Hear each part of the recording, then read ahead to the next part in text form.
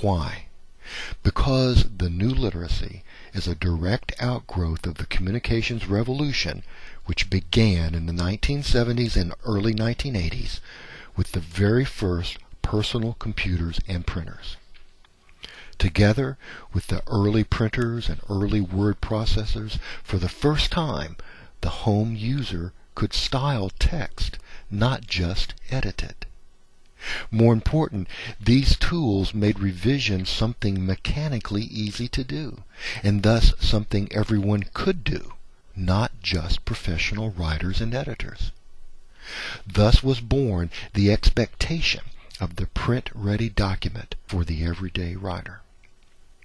In the 1980s comes the culture of now, which provides the business landscape that our documents must inhabit today.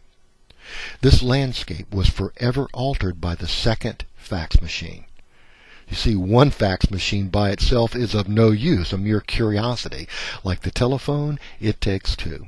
And once there was a second fax machine, and a third, and 3 million, as happened in this stage, faxing became a way of life. And at the end of the decade, one of the most dominant features of today's business landscape, email, also became a way of life. Although email had been around since the 1960s, only in the 1980s did different email systems learn to talk to each other. And talk they did, with an estimated 10 billion email messages per day around the world. The effects? The speed of business. Gone was the 3-day buffer that used to be provided by the U.S. Mail. Gone was the 24-hour buffer by FedEx. With fax and email, document communication could be as fast as you could type it. And the response you were expected to give? Immediate, of course, adding to the amount of text and information that we must deal with every day. The ability to design documents, not just write them, was given to the masses in 1989 with the debut of Microsoft's Office Suite. Along with PowerPoint and Excel, there was also Microsoft Word, which combined full graphics with text formatting capabilities. Instead of having to create text with one program and then import it into a graphic design program, with Word, any combination of images, graphics, and text was possible. And you could see what it looked like on your monitor before printing. Soon, PowerPoint was in almost every executive meeting room, lights dimmed, slides with animated graphics flashing out their phrases and bullet points. Certainly not paragraphs. This close relationship between image and text became cemented for the masses in 1995 with the explosion of the graphical side of the Internet, the World Wide Web.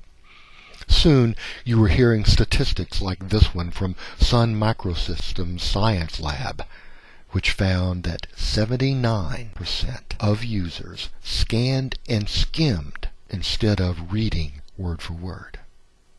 Clearly, graphic design was no longer the purview of specialists, but the bread and butter of the everyday business document writer and web user.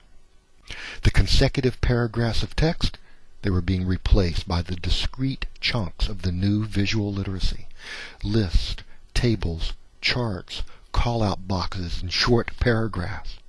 In other words, you no longer wrote a document.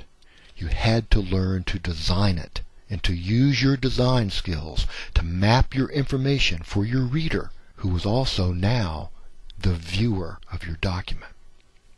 And just as the typical roadmap combines symbols with text to help you find your way, today's business document is an information roadmap that combines symbols and graphics with bits of text to convey the point, to get you to your information destination quickly in as few words as possible. Today, we're seeing the rapid development of cheap, user-friendly programs for automated speech recognition, no writing required. We're also seeing the rapid deployment of platforms for full-motion, live teleconferencing. What effect will these developments have on the look and sound of business documents? The pressure to visualize our documents is increasing. Indeed, video is becoming a familiar type of document. One result of this communications revolution is the need for document design. It's clear that written communications today are being held to a new set of expectations. These expectations are based on a new visual language that integrates signs, symbols, and images with text. Print literacy, text literacy, in other words, black squiggles on a page, are no longer enough. The reasons why? The new time pressure we're under. Or, as Bill Gates put it, business at the speed of thought. Just as the 3-hour baseball game increasingly tries our patience, so does any document that dares to demand we decode it without the visual shorthand of lists, tables, charts, and call-outs. Fast food and fast documents. No wonder the old-style, old print literacy document is considered noisy and a real communication inhibitor. How do we meet these new expectations, demands, and standards? We do it with 3 simple tools: visual space, visual progression, and visual differentiation. These are the grammar of document design. First, visual space. This is the principle that the distance or white space between page elements equals their relationship.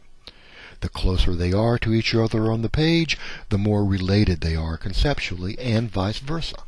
The farther apart, the less related they are. Visual space is thus a chunking tool, dividing text into smaller, meaningful parts. Second, visual progression. This refers to providing sequence with the use of alignment achieved through indentation, through the use of symbols such as numbers, bullets, and flags, and through the use of headings and subheadings. Last is visual differentiation. This is the use of text formatting tools to change type color, type weight such as bold-facing, to select different font families, and to use different point sizes in order to separate chunks and to indicate their relationship.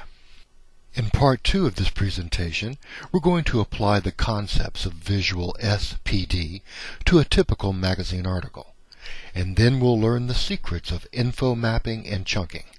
I hope you'll join me.